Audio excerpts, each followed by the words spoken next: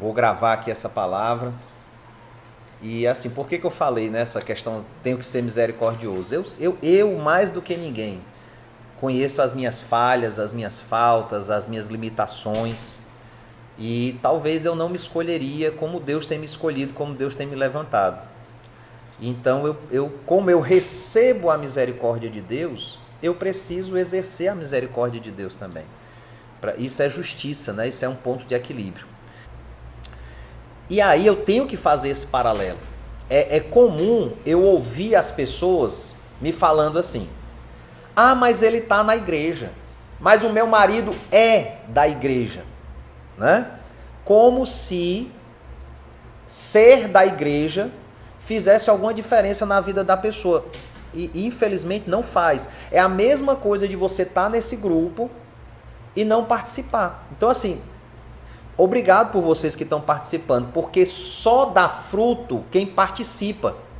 É sobre isso que eu vou falar, sobre a videira verdadeira. A gente está ligado na videira verdadeira. É o único caminho de dar fruto. Mas o que acontece? As pessoas têm uma fantasia. Ah não, se eu frequentar a igreja, se o meu nome estiver lá no livro da igreja, se eu estiver dizimando na igreja, se eu for lá uma vez por semana, vai dar tudo certo, né? E isso é uma fantasia, pessoal. Você escova os dentes uma vez por semana? Você vai no banheiro uma vez por semana só fazer as suas necessidades? Você toma banho só uma vez por semana?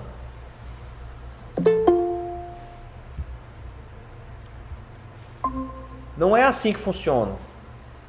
Ai, Fabrício, mas eu sou da igreja. Isso não significa nada. Me perdoe, querido.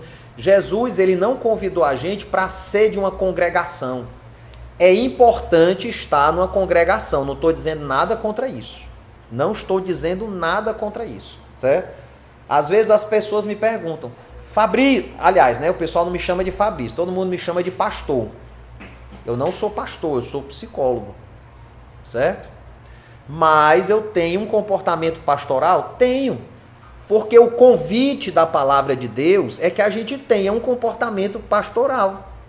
O que é um comportamento pastoral? É o que guarda, se separa do mundo, se guarda para Deus, tem intimidade com Deus e traz essa intimidade com Deus para a sua vida e para a vida de todo mundo que estiver perto. Então, em relação à minha casa, há muitos anos eu digo isso, eu sou o pastor da minha casa, e nenhum pastor dá nenhuma sugestão na minha casa. Na minha casa, eu sou o cabeça, e Cristo é a minha cabeça.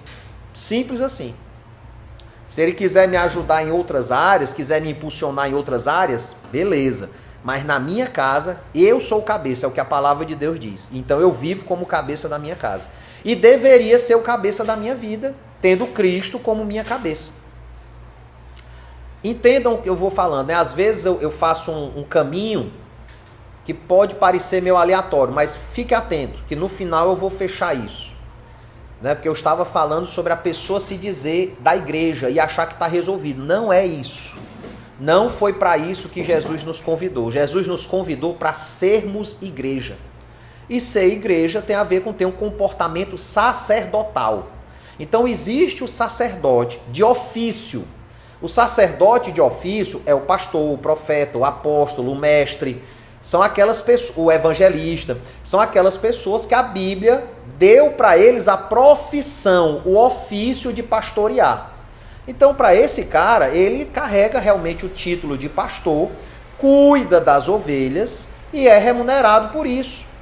Tranquilo, do mesmo jeito que eu sou remunerado como psicólogo, do mesmo jeito que o outro é remunerado como engenheiro, o outro é remunerado como médico, o outro é remunerado como professor. É a mesma coisa, é o ofício, mas todos nós somos chamados a ser sacerdotes do Deus Altíssimo, porque nós somos chamados a um sacerdócio santo e incorruptível diante dele. Esse é o chamado para todo mundo. Aonde, Fabrício? No púlpito? Não, meu querido, quando você levanta da sua cama e começa o seu dia. Ali, naquele momento, aonde você colocar os seus pensamentos, já é um comportamento sacerdotal ou não. Porque a palavra de Deus diz que nós temos dentro de nós o poder de Deus. E que as nossas palavras carregam esse poder. Então, se eu levanto de manhã como sacerdote do Deus Altíssimo, e nos ares, nas regiões celestiais, os anjos me enxergam como sacerdote. Pessoal, imagine só que loucura. Deus criou os anjos antes da gente, antes do ser humano, e criou os anjos com a função de governo, mas aí teve um probleminha no meio do caminho. Depois disso, ele criou o homem para ficar numa posição superior à posição dos anjos. E os anjos não têm como estar na nossa posição. Olha que louco. Então, as criaturas celestiais, a criação celestial de Deus, ela está num lugar que ela não consegue subir mais. Está Deus aqui e os anjos estão aqui, né, se houvesse um nível. Nós estamos aqui embaixo. Mas o convite de Deus é para que a gente seja sacerdócio santo, vá subindo, passe pelas regiões celestiais e esteja escondido em Cristo no lado do trono de Deus. Então nós temos acesso à sala do trono que anjos não têm acesso. Está escrito na palavra de Deus que nós podemos nos aproximar à sala do trono confiantes, certos, convictos, em paz de que Ele vai nos receber. Isso um anjo não pode fazer, o anjo não vai lá, ele não entra na sala do trono. Existem alguns anjos que entram, não todos. Agora, todo ser humano, a partir de Jesus, ele pode entrar, ele pode acessar, ele pode estar lá, tá certo? Como? Se ele entender a função sacerdotal dele. Então, entender que eu sou sacerdote é importante. Eu não preciso ser um pastor, eu não preciso ser um evangelista. Eu posso ser um médico sacerdote. E aí, quando eu estou exercendo a medicina com honestidade, com hombridade, com ética, com moral cristã, dentro da palavra de Deus, orientado pelo Espírito Santo, eu estou sendo um sacerdote de ofício como médico. Eu sou um médico de ofício, sacerdote do Deus Altíssimo naquele hospital, naquela clínica. É assim que eu me enxergo como psicólogo. Por isso que eu falo que eu sou um psicólogo com base judaico-cristã. Por que, Fabrício, judaico-cristã? Por que não crente evangélico? Porque eu vou beber mais fundo, pessoal. Eu vou beber mais fundo. Esse negócio que o pessoal fala, só a escritura. Então, se não tiver na palavra de Deus, eu não posso usar, eu não... Não, meu querido, eu uso a palavra de Deus e como um historiador, que todos nós deveríamos ser, a palavra de Deus diz, olha, vocês deviam ser como os crentes de Bereia, que escutam o que eu estou pregando, vão lá e vão checar. Vocês acham que eles checavam só na Bíblia? Não tinha Bíblia. Não existia Bíblia. Onde é que eles iam checar? Quais eram os papiros que eles iam checar? Na história, na hermenêutica, na arqueologia. Era lá que eles iam checar. Diz, poxa, faz sentido. O que esse cara está falando faz sentido. Então eles não tinham nem Bíblia. Então essa história de só a escritura é muito resumido. Tem lacunas na palavra de Deus que eu só vou encontrar quando eu estudar a história de um povo, quando eu estudar a história de uma região, quando eu entender uma língua. Então eu tenho que avançar pelas beiradas para preencher essas lacunas. Existem sim lacunas na palavra de Deus que foram deixadas de propósito pelos judeus para que o povo gentil não entendesse. Jesus ele completa várias dessas lacunas nos evangelhos. Mas eu tenho que lembrar que quem escreveu os evangelhos foram os judeus. Então eles trouxeram esse hábito, eles trouxeram essa prática de não escrever com toda a clareza. Então eu preciso conectar pontos que estão desconexos. Por isso que há referências cruzadas para eu poder entender a palavra. A palavra de Deus eu não consigo entender ela pegando só um capítulo, só um livro, só um evangelho. Eu tenho que ir e voltar o tempo todo, fazendo conexões. Aí eu começo a entender pela graça do Espírito Santo em nós. Então, quando eu entendo que eu sou sacerdote, aonde eu estiver, aí o meu comportamento muda. Porque já não sou mais eu quem vivo, mas é Cristo que agora sim, com a consciência do sacerdócio, agora Cristo vive em mim. Porque quando eu vou me posicionar, eu tomo cuidado com a minha posição. Será que essa fala, será que esse gesto, será que essa liberdade que eu tenho vai agradar a Deus? Porque Cristo nos libertou para a liberdade. Todas as coisas me são lícitas, mas nem todas edificam. Todas as coisas me são permitidas, mas nem todas me convêm. Então eu vou adquirindo uma sabedoria e uma maturidade de me comportar não de acordo com o que as pessoas vão pensar de mim, ou o que elas acham, ou elas pensam. Eu não estou nem aí porque as pessoas pensam de mim. Eu estou livre em Cristo Jesus. Mas o que Deus pensa de mim e o que Ele tem para mim, aí faz diferença. É esse o sacerdócio que Ele nos convida. Para a gente ser uma nação seleta, uma nação separada, uma nação santa, purificada. Eu sou essa nação quando eu entendo o meu sacerdócio aonde eu estiver. E por que eu estou falando isso? Porque muitas pessoas têm dificuldades em várias áreas e às vezes se perdem nessa dificuldade. Dificuldade na área sentimental, dificuldade com relacionamento, dificuldade com algum vício, pornografia, droga, dificuldade em área sexual, dificuldade em área financeira, dificuldade em se aceitar, dificuldade em não estar preocupado com a opinião do outro. Isso aí, pessoal, são feridas. São traumas, são manchas, são máculas que você carrega de todo o seu histórico de vida.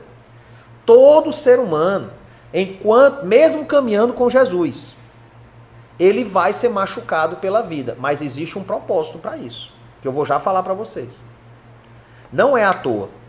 Só que algumas pessoas são tão machucadas que se desconectam, esquecem do seu sacerdócio. Às vezes até transformam esse sacerdócio numa religiosidade. Ah não, todos os dias eu oro e peço a Deus para Ele abrir as portas para mim. Se você faz isso automaticamente todos os dias, é uma religiosidade, me perdoe. Não, essa repetição, ela não é o que Deus quer da gente. Eu não repito os assuntos com a minha esposa todos os dias. Todos os dias eu tenho novos assuntos com ela. Existem alguns assuntos que a gente traz à memória. Poxa, tem um documento que a gente precisa, tem aquela viagem que a gente ainda não está organizado, tem essa situação no carro para resolver, está com barulhinho, quem é que vai levar? Nós temos um médico agendado, então tem aquelas coisas que se repetem. Mas todos os dias eu tenho uma novidade de conversa com a minha esposa. Por que não seria assim com Deus? Toda vez que você lê a palavra de Deus, ela se transforma na sua frente. Se você lê a palavra de Deus, você já deve ter visto isso. Você lê um texto, aí quando é amanhã, você entende uma coisa hoje, quando é amanhã, você lê o mesmo texto e entende outra coisa. A palavra de Deus, ela é viva e eficaz, ela é multiforme, ela é dinâmica, ela não é estática. Ela é viva dentro de nós, vivificada pelo Espírito Santo por tempo chamado hoje. Então, se eu ler o mesmo versículo hoje e amanhã, eu vou ter uma conotação, um contexto, um entendimento, uma visão diferente para aquele dia chamado hoje. Isso é maravilhoso. É por isso que a palavra de Deus ainda é atual hoje, mesmo tendo sido escrita ali por volta de 320 depois de Cristo. Primeiro, começou a ser escrita 100 anos mais ou menos, né? 80, 100 anos depois. Mas essa que a gente conhece hoje, ela foi instituída em 325, né? Com Constantino. Que é essa palavra que a gente... Pessoal, só uma curiosidade. Vocês sabiam que existem 4 apocalipses? Existem 4 livros de Apocalipse conhecidos. 4. Até hoje eu só vi um, que é o que está na Bíblia. Mas existem outros 4, escritos por outros evangelistas. Tem o de João, mas existem outros. Existe um que foi escrito por Judas. Eu não vi ainda, né? Eu não tive acesso ainda. Mas existem 4. E por que na Bíblia só tem o de Apocalipse? Porque foi o que o Constantino, junto com o concílio dele, resolveu que ia estar na Bíblia. Só por isso. Porque atendia a necessidade dele da época. Só isso. Aí eu não vou procurar, eu não vou ver os outros. Eu tô doido para pegar um desses aí e dar uma olhada, né? Para entender outras visões sobre o Apocalipse. Mas enfim, né? Quando eu entendo o sacerdócio, quando eu entendo o que eu estou carregando, quando eu entendo quem eu sou, a conotação e o entendimento das provações que eu passo vão mudar. Elas vão mudar totalmente. Porque eu vou entender que é um processo de santificação. Vamos lá na palavra, João, capítulo 15. Tá? Hoje eu vou ter que ler um pouco mais da palavra, porque é importante a gente entender isso aqui. Tá? Muito provavelmente essa vai ser uma daquelas palavras que eu não vou conseguir dar ela completa. Tá certo? João capítulo 15. Eu fui lá para o capítulo 1. João capítulo 15. É um texto conhecido, tá certo? Aqui são as palavras de Jesus escritas por João, pelo apóstolo João. Eu sou a videira verdadeira e o meu pai é o agricultor. Eu vou lendo sentença por sentença e vou entregando chaves para vocês, tá certo? Eu não posso ler a palavra de Deus de uma forma away. Porque toda vez que eu leio algo, eu tenho que parar e dizer, por que escreveu assim? Por que isso foi escrito desse jeito? O que ele quer dizer com essa frase? Eu sou a videira verdadeira e meu pai é o agricultor. Então aqui tem muita coisa para ser tirada daqui. Eu quero entregar só algumas para vocês. Primeiro de tudo, existem outras videiras. Existem outras árvores. Mas só tem uma que é a videira verdadeira. No Éden, como eu já falei várias vezes para vocês, tinha duas árvores à disposição do homem. O homem não estava proibido de comer da árvore da vida. Ele estava proibido de comer da outra, da árvore do conhecimento do bem e do mal. O cabeçudo resolveu comer da árvore do conhecimento do bem e do mal. Hoje, quando você levanta o seu dia, tá lá duas videiras apresentadas para você. Tem a videira da dependência de Deus e tem a videira do eu posso e eu vou resolver. Eu vou dar o meu jeito e vou botar para moer aqui, eu vou fazer acontecer. Ou a da dependência. E aí você vai, levanta e quer fazer tudo do seu jeito, no seu braço, na sua força, no seu achismo, no seu conhecimento, no seu racional. E no final do dia você não sabe por que está exausto. Mas tem a outra que é a da dependência. Todos os dias eu sou convidado a escolher a videira. E aí, Fabrício, qual videira você vai escolher hoje? Você vai começar o dia já reclamando, falando mal, dizendo que as coisas não dão certo, olhando para a sua agenda vazia. Você vai fazer o quê? Ou você vai tirar um tempo de adoração aqui? Pessoal, tá aqui atrás o violãozinho, né? Compramos um violão e pessoal, meu Deus do céu, aí nessas horas eu entendo como eu preciso melhorar, como eu preciso crescer. Por que eu estava resistindo a comprar um violão? Eu já tentei outras vezes, pessoal. Eu já tentei comprar, ter um violão, nunca tive aula, né? Sempre peguei orientação e dica com as pessoas, mas tinha uma hora que não dava. Tinha uma hora que eu dizia, eu não consigo, eu não tenho ritmo, eu não tenho voz, eu não consigo fechar as notas. Mas agora, sexta-feira, faz uma semana que a gente comprou o violão. E esse violão falou muito comigo. Falou muito. Tudo é profético. Eu acho que vale a pena eu abrir esse parênteses aqui, tá certo? Me permitam abrir esse parênteses sobre o que o violão falou comigo, depois eu volto para a videira verdadeira. Primeiro de tudo, Deus me deu uma ordenança de comprar esse violão, há muito tempo.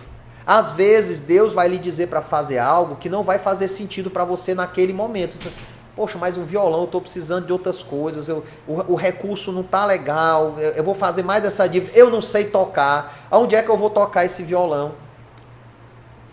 E aí, eu estou falando de mim, eu demorei para fazer isso, E aí, semana passada, a gente foi no shopping comprar uma balança.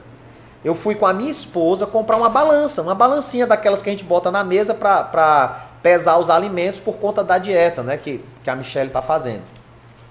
E aí a gente encontrou uma loja de violão, eu entrei e comprei o violão.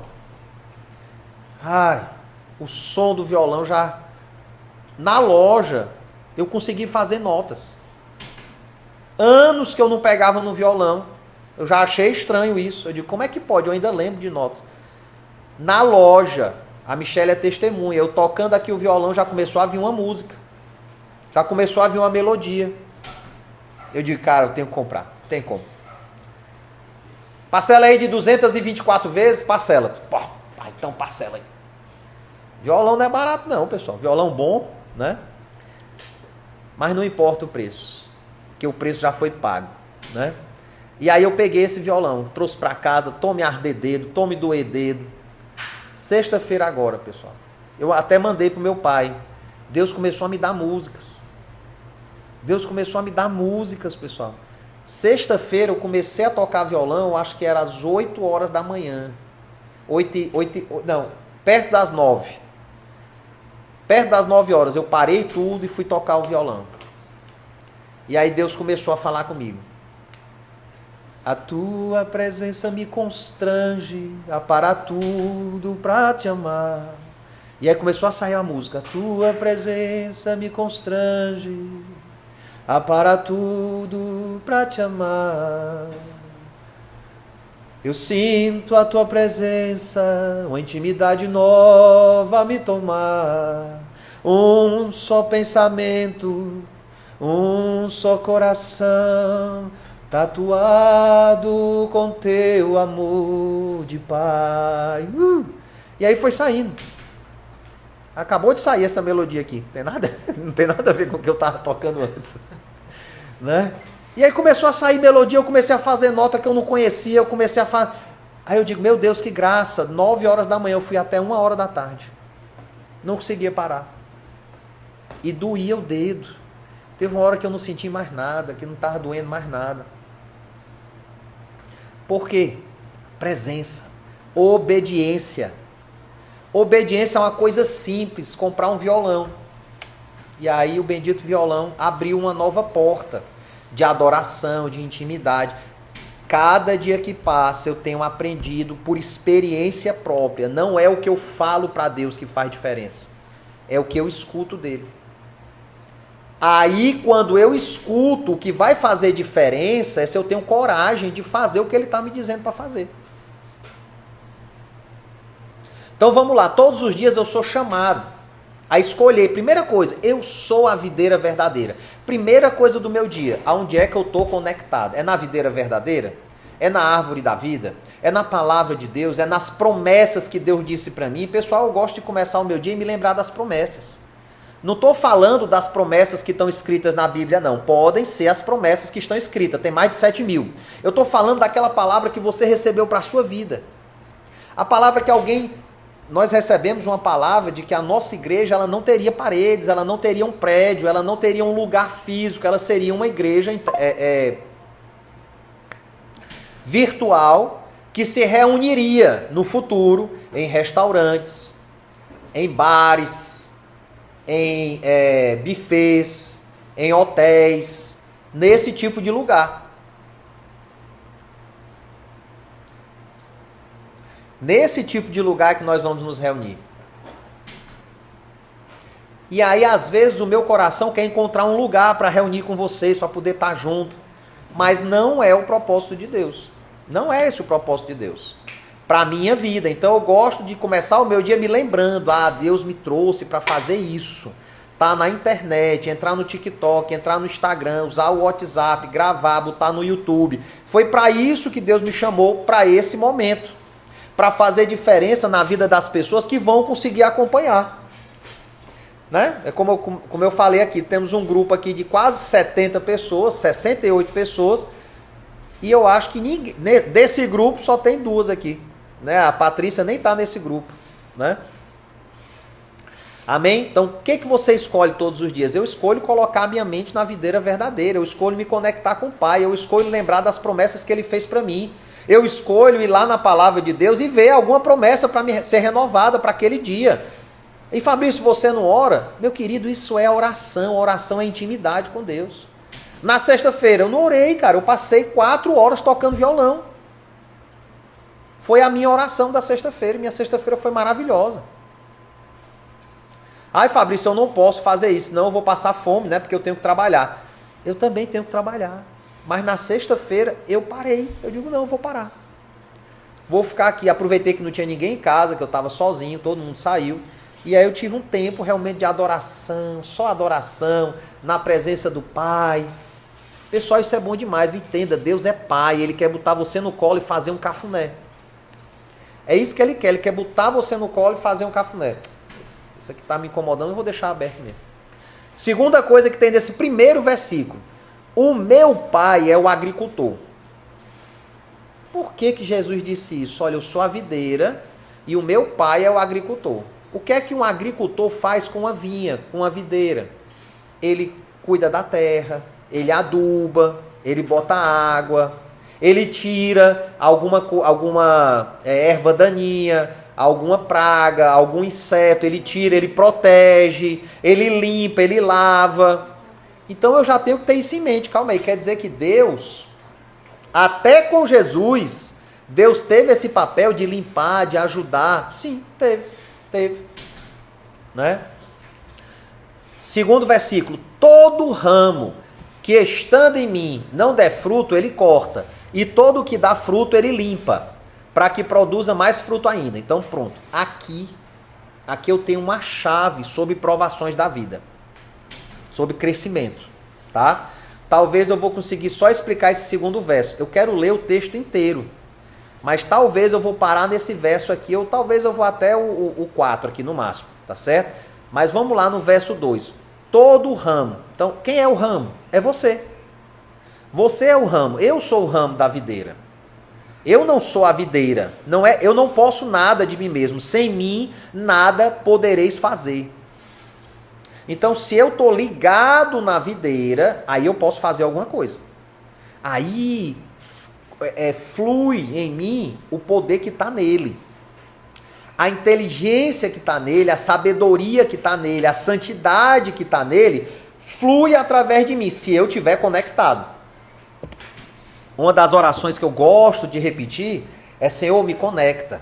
Eu quero estar conectado com o Wi-Fi o tempo todo com o Senhor. Senhor, me conecta. Eu quero estar no Wi-Fi celestial. Eu quero estar conectado onde eu estiver. Se eu estiver andando na rua, se eu estiver correndo na rua, fazendo o meu crossfit, eu quero estar conectado. Eu quero estar te ouvindo, eu quero estar te vendo, eu quero estar sentindo o teu perfume. Na hora que eu for levantar aquele peso, eu quero sentir o teu poder. Na hora que eu estiver com a minha esposa, na hora que eu estiver com os meus filhos, eu quero estar conectado.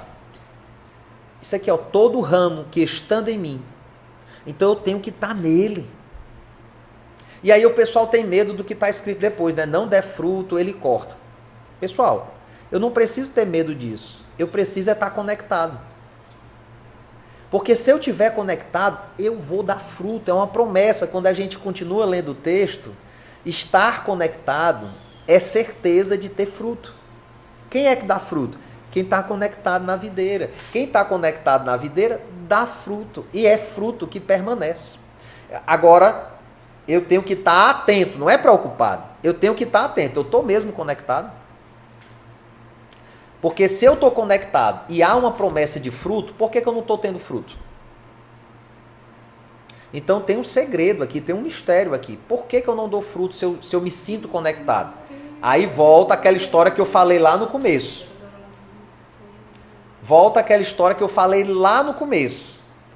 Ah, eu faço parte de uma igreja, meu marido é da igreja. Ah, mas eu vou lá, eu escuto não sei o quê. Não é isso. Estar na videira não é estar num local físico, não é estar numa igreja. Estar na videira é entender que eu estou em Cristo, que eu estou dentro de Cristo. A palavra de Deus diz que Ele nos escondeu no seu Filho amado. Então eu estou dentro de Cristo. Quando os ares olham para mim, eles não veem o Fabrício. Eles veem a noiva coberta pelo noivo. Quando os demônios olham para mim, eles não veem o Fabrício. Se eles vissem só o Fabrício, eles já tinham me destroçado. Eles não chegam até mim, porque quando eles me olham, eles veem Jesus me cobrindo. Agora, se eu não acredito nisso, se eu não estou conectado, se eu não ando com essa armadura, meu querido, é só peia. Aí não dá para frutificar. E entenda, o fruto aqui não é ir trabalhar na igreja, não é fazer caridade, levar sopão, dar dízimo, não. O fruto é um caráter parecido com o caráter de Jesus. É o sacerdócio que eu falei lá no começo. É eu saber que quando eu estou exercendo a minha profissão, quando eu estou atendendo uma pessoa, independente da orientação que ela tem, eu estou representando Cristo para ela, porque eu não estou envolvido por Cristo, eu não estou dentro da videira. Eu não estou enxertado na videira, eu não estou fazendo parte da videira, então o que está correndo na minha veia é a personalidade, ou deveria ser a personalidade e o caráter de Cristo. Esse é o fruto. O fruto não é o trabalho, não é o que eu ganho para Jesus, não é o que eu faço, não é a igreja que eu construí, não é isso. O fruto é o meu caráter transformado, o caráter de Cristo. Eu fui transformado e agora eu carrego o caráter de Cristo. A pessoa olha para mim e diz assim: pastor, é porque ela está reconhecendo alguma coisa em mim. Ai, é tão bom conversar com você. Eu estava perdido aqui, agora eu estou me sentindo encontrado. Eu tenho que ter certeza e convicção de que não sou eu, é o que eu carrego. Quando eu convido vocês para ofertar, ou para dizimar na minha vida, primiciar, não é por minha causa, é porque eu estou em Cristo. E eu estou trazendo a seiva de Cristo para vocês. Então, se eu estou trazendo isso para vocês, e eu represento esse Cristo na vida de vocês, quando você oferta na minha vida, você está ofertando na videira. Tem gente que não entendeu isso ainda, mas enfim, né? Cada um vai no seu tempo. Então, o fruto que ele está falando aqui é um caráter transformado. Se você não permite que Jesus transforme o seu caráter, você vai ser cortado sim. Você pode estar na igreja e no culto da senhora, no culto do terço, no culto do cabelão, no culto do sapatinho de fogo, na vigília da tempestade de areia, subir um monte de joelho, de costas e dando cambalhota, fazer pirueta lá, xantarabacântaras e não sei o que mais lá, e ainda assim ser cortado. Se você não permitir que a seiva mude o seu interior, que a mente de Cristo mude a sua mente, você vai ser só mais um no meio de uma festa cristã. Pronto, não é mais nada do que isso. E aí você pode ter uma infeliz surpresa. Aliás, não é surpresa, né? Porque eu estou avisando. Fabrício, quer dizer que tudo que eu trabalho para o Senhor é em vão? Não é. Não é em vão, pessoal. Não é isso que eu estou falando, não. Não é isso que eu estou falando, não. Mas eu não posso colocar a minha vida cristã em edificar coisas. A edificação de coisas ministeriais, campo missionário, doações, ofertas, cuidado das pessoas, é secundário. Eu primeiro tenho que estar conectado na videira. Agora, todo que dá fruto, ele limpa, para que produza mais fruto ainda. Então, quando eu começo a dar fruto, Jesus, o Espírito Santo, Deus, que são um só, vão vir em mim e dizer, poxa, legal, tá dando fruto. Deixa eu cortar aqui isso aqui, para ele poder dar mais fruto. Deixa eu cortar essa ira. Deixa eu cortar aqui essa falha no caráter. Ele ainda gosta de contar uma mentira de vez em quando. Deixa eu cortar aqui essa preguiça de acordar quando eu chamo. Deixa eu cortar aqui essa demora em ouvir o que eu estou falando e botar em prática. E aí, sobre a limpeza, especificamente, Deus me falou 3 coisas. Só sobre uma palavra, né? Eu fiquei meditando sobre essa questão da limpeza, né? E aí Deus me falou o seguinte, meu filho, tem 3 coisas que acontecem na limpeza. A primeira coisa da limpeza é a correção, certo? E entenda, correção não é peia, não é castigo, não é deserto. Não, não. A correção é somente a voz de Deus dizendo assim, vamos corrigir a rota? Você quer casar com a fulana, mas não é o tempo desse casamento. Aí ele pode usar um pastor, pode usar um pai, pode usar um psicólogo, pode usar uma jumenta, pode usar uma lesma, pode usar uma música, pode usar o que ele quiser. Mas a voz dele vai chegar. E aí você vai decidir qual é a videira que eu vou escolher. Eu vou escolher a videira verdadeira que está dizendo não é tempo de casar? Ou eu vou escolher a videira do meu coração, da minha vontade, da minha moral, das minhas necessidades pessoais, da minha dor, do meu trauma, da minha carência emocional, da minha dependência emocional, que eu preciso de uma pessoa aqui do meu lado, eu vou casar logo. Aí depois o casamento dá uma merda grande e você não sabe o que foi que aconteceu. E aí, às vezes, você até esquece que Deus lhe falou. Mas sabe o que eu tenho aprendido? Pelo menos é assim que funciona comigo. Quando isso acontece comigo, como agora a história do violão, na hora que eu comecei a tocar, que eu comecei a ver que, pessoal, talvez você nunca tentou tocar um instrumento, mas tem nota que a mão não vai, a mão não aceita, é como se fosse uma posição impossível de fazer. Você olha e diz, como é que esse cara faz essa nota? E na sexta-feira eu vi a nota e a mão já fazia, pá! Aí eu vi a outra nota que eu não conseguia fazer, ela já fazia, eu nem precisava olhar. E aí nessa hora é que Deus vem e diz assim: eu não te falei para comprar o violão?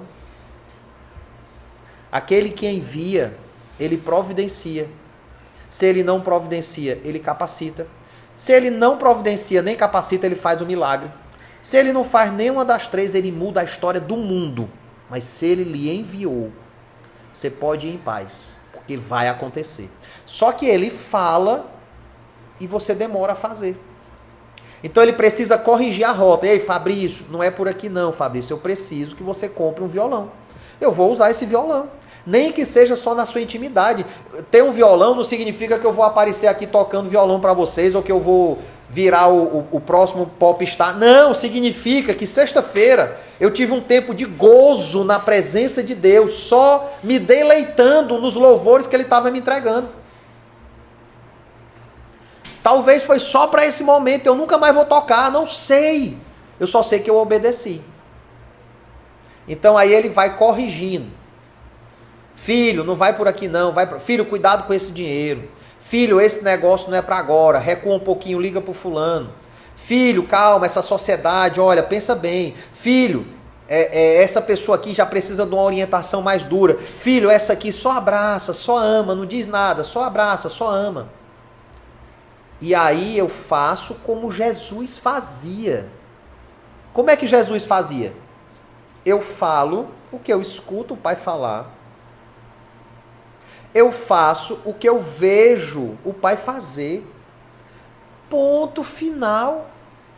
Jesus mesmo dizia: eu não faço nada de mim mesmo, pessoal. Não é ponto e vírgula, é ponto final. Hã? Não é ponto. Não é ponto e vírgula. É ponto. É ponto final. O Espírito Santo aqui na minha esposa atuando, né? Então a primeira coisa é a correção. A correção é a voz de Deus tentando colocar você no trilho, para ajudar você a aprender a discernir a voz de Deus. E aí, na medida que você vai obedecendo, você vai vendo que vale a pena obedecer. Rapaz, eu obedeci, puf, teve isso. Olha só, eu obedeci, pá, aconteceu aquilo. Olha só, eu obedeci de novo. Eita, eu desobedeci, deu tudo errado. Mas por que dá tudo errado? Deus quer me castigar? Não, ainda não. Aí é a segunda parte, que é a disciplina. A disciplina, tá certo? É quando você insiste no caminho errado. Deus tentou corrigir o teu caminho, tentou te apontar o caminho certo. E em vez de você aceitar aquela correção e ir no caminho de Deus, você resistiu. Não, depois eu faço. Não, eu vou casar mesmo. Eu vou comprar mesmo. Eu vou vender mesmo. Eu vou fazer esse negócio mesmo. Eu vou sei lá, vou fazer da minha cabeça. Ainda estava na correção. Aí entra a disciplina. A disciplina não é peia, não é deserto. Não é nada disso. A disciplina é o momento em que Deus vai me ajudar a aprender, a me submeter aos regulamentos. Normalmente a disciplina vai vir para domar o meu caráter, para refrear o meu caráter. Então eu vou enfrentar dificuldades que eu criei quando eu não aceitei a correção do caminho. Quando eu ando fora do caminho, eu sou sujeito às leis. Quando eu estou no caminho, eu sou coberto pela graça. Simples assim. O que foi que aconteceu sexta-feira, Fabrício? Graça. Graça e favor. Quem sou eu? Não fiz aula de canto, não fiz aula de violão. Graça e favor. Agora, quando você anda fora da correção do caminho, aí eu estou sujeito à lei. Pessoal, pega essa chave, que isso veio agora. Quando eu estou dentro da correção de Deus, seguindo o caminho, eu estou coberto pela graça. No momento em que eu saio daquele caminho para fazer do meu jeito, que eu não consigo dominar e refrear o meu caráter, o meu ego, as minhas emoções, quando eu me entrego a mim mesmo, em vez de me entregar ao caminho que Cristo tem para mim, eu entro na lei. Aí eu sou sujeito à lei. Aí eu vou sentir o peso da lei. Não é o peso da mão de Deus. Não é a correção de Deus. É a disciplina, é a consequência de eu andar fora do caminho. Então vão começar a acontecer algumas coisas, algumas situações. Eu vou sentir a resistência do mundo, eu vou sentir as aflições, eu vou sentir a angústia, eu vou sentir a pressão do mundo, o peso, vai ficar pesado. Meu Deus do céu, como é difícil fazer isso. E olha, você pode até estar servindo a Deus. Está fazendo um sopão, para levar para os famintos lá numa praça na sua cidade, e aí começa a ficar pesado, começa a faltar recurso, começa o alimento não dar certo, começa a aparecer gente lá mais torta do que você consegue aguentar, começa a acontecer de os espinhos começarem a sufocar você, para ver se você para, vai na presença de Deus com humildade e diz assim, Deus, está pesado, ó, eu não estou conseguindo fazer o sopão, e ter a humildade de ouvir Deus dizendo, não foi para sopão que eu te chamei. Ei, Fabrício, eu não te chamei para ter uma parede ao teu redor, não. Eu te chamei foi para expandir através das redes sociais. Então cuida disso aqui. Aí essa disciplina, quando eu identifico as dificuldades e volto em humildade para a correção, ou seja, primeiro é a correção, Deus falando comigo para me botar no caminho. Não aceitei, entro na disciplina. Vão ver as dificuldades e as resistências que eu criei, porque eu não aceitei a correção. Aí nessa disciplina eu posso voltar em humildade e dizer, tá bom Deus, corrija o meu caminho. Me diz para onde é que eu vou, que agora eu vou seguir. Agora eu vou fazer do jeito que o Senhor estiver fazendo, do jeito que o Senhor estiver me orientando. Pronto, eu não vou precisar do castigo. Que é o terceiro. Agora, se na hora da disciplina eu continuo insistindo, não vou perdoar. Não merece o meu perdão. Não vou esquecer jamais o que fizeram comigo. Ah, minha dor é minha. Só eu sei da dor que eu senti quando eu fui abusado. Não abro mão da minha dor. Não me peça para perdoar. Aí vem o castigo. Porque Deus te ama. E corrige os filhos que ama. Hebreus capítulo 12. É engraçado que Hebreus capítulo 11 ele fala da fé, que é impossível agradar a Deus sem fé. Aí no capítulo 12 ele fala, ei, eu recebo vocês como filhos. E como um pai amoroso, eu meto a chibata se precisar. Porque os pais de vocês não disciplinavam você a certo tempo, de acordo com o que eles entendiam? Por que eu, o pai espiritual, não vou disciplinar para que vocês aprendam o caminho? Então não é que Deus está metendo a chibata. Ele simplesmente diz assim, cara, eu tentei falar, você não me ouviu. As dificuldades do dia não te pararam. Então sabe de uma coisa? Anda sozinho um pouquinho. Esse é o maior castigo de alguém que insiste num caminho diferente da vontade de Deus. Andar sozinho. Você quer andar sozinho? Boa sorte. Aí, meu querido, não tem mais graça. A lei toma conta. E é o que está escrito no texto. É como se você fosse lançado fora, como um galho seco, entregue aos verdugos e torturadores. São espíritos demoníacos mesmo. Foi o que aconteceu com Jó, pessoal. Deus só tirou a mão.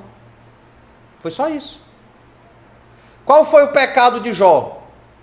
Tinha medo. Ele não fez mais nada errado, ele só tinha medo.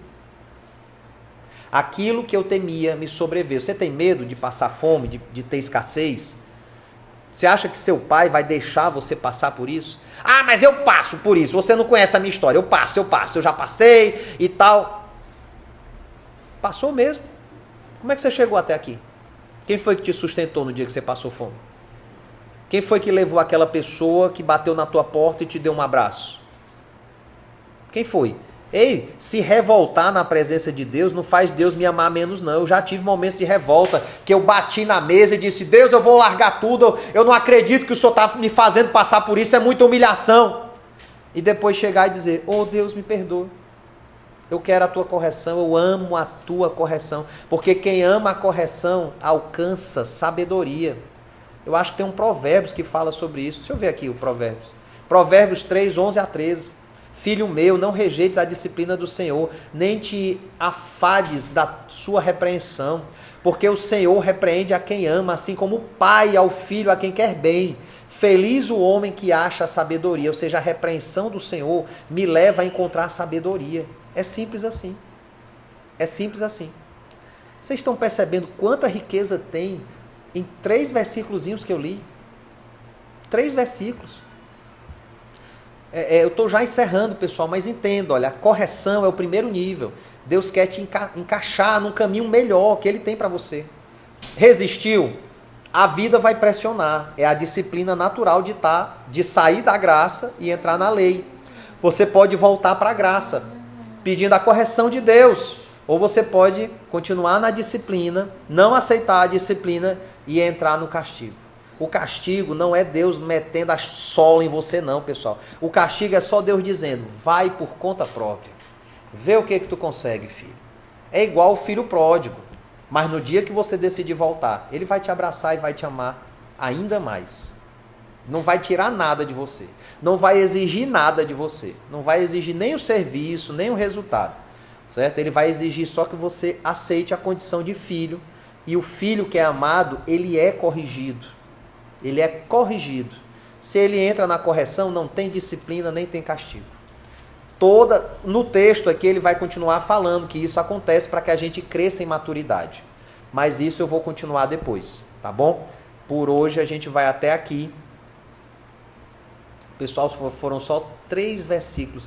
Deixa eu ver se dá para eu ler mais um aqui. Fruto que ele corta, todo que dá fruto limpo, para que produza mais. O maior propósito de Deus, quando nos corrige, é que a gente produza mais. E aí, meu querido, não é ganhar pessoas, não é ter igreja de 1000. Pode ser isso também, mas o principal é ter um caráter transformado. Esse é o maior fruto. Quando eu tenho um caráter transformado, eu transbordo.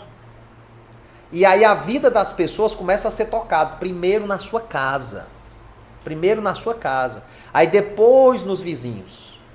Depois nos vizinhos dos vizinhos. E em toda a Samaria e em toda a Judéia. E nos confins da terra. É assim que funciona. Então, toda vez que ele vem nos corrigir por amor, ele quer só nos colocar no caminho melhor que ele tem para nós, para que nós possamos gerar frutos de um caráter transformado, que agrada a Deus sobre todas as coisas, independente das pessoas, e que produz na terra a justiça dele, porque nós somos o ponto de contato na terra da justiça de Deus, assim como Abraão era um ponto de contato, era um portal de justiça de Deus na terra. Eu sou um portal da justiça de Deus na terra. Se eu estou conectado na videira e permito que ele me corrija, me disciplina o quanto for necessário e, se for necessário, me castigue, com o propósito de que eu esteja dentro do caminho que ele tem para mim. Amém?